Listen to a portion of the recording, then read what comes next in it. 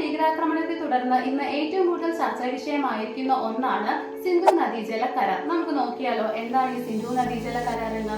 1960 Indian പ്രധാനമന്ത്രി Jawaharlal നെഹ്റുവും Pakistan president Ayub ഖാനും തമ്മിൽ ലോകബാങ്കിന്റെ മധ്യസ്ഥതയിൽ ഒപ്പുവെച്ച ഒരു കരാറാണിത്. ഈ കരാർ പ്രകാരം സിന്ധുവും പോഷക നദികളും ഉൾപ്പെടുന്ന 6 നദികളുടെ ഉടമസ്ഥാവകാശം ഇന്ത്യക്കും പാകിസ്ഥാനും തമ്മിൽ പങ്കുവയ്ക്കുകയുണ്ടായി. കിഴക്കൻ നദികളുടെ പൂർണ്ണമായ അവകാശം ഇന്ത്യക്കും പടിഞ്ഞാറൻ നദികളുടെ പൂർണ്ണമായ അവകാശം പാകിസ്ഥാനുമാണ് നൽകിയിരുന്നത്.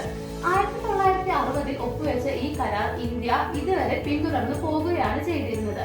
എന്നാൽ പഹൽഗാം ഭീകരാക്രമണത്തെ തുടർന്ന് ഇന്ത്യ ഈ കരാറിൽ നിന്നും ഇപ്പോൾ പിൻവലിഞ്ഞിരിക്കുകയാണ്. ഇതാണ് സിന്ധു നദീജല കരാർ.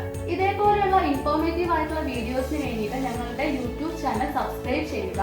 അതുപോലെ തന്നെ 6 മുതൽ 10 വരെയുള്ള CBSE ക്ലാസ്സുകളിലേക്കുള്ള പുതിയ ട്യൂഷൻ ബാച്ച് ഞങ്ങൾ ആരംഭിച്ചു കഴിഞ്ഞു. എത്രയും പെട്ടെന്ന് താഴെ കാണുന്ന നമ്പറിലേക്ക് എൻക്വയറി നടത്തുക. ഞങ്ങളുടെ ഫാമിലിയുടെ ഒരു ഭാഗമാകുക. Thank you.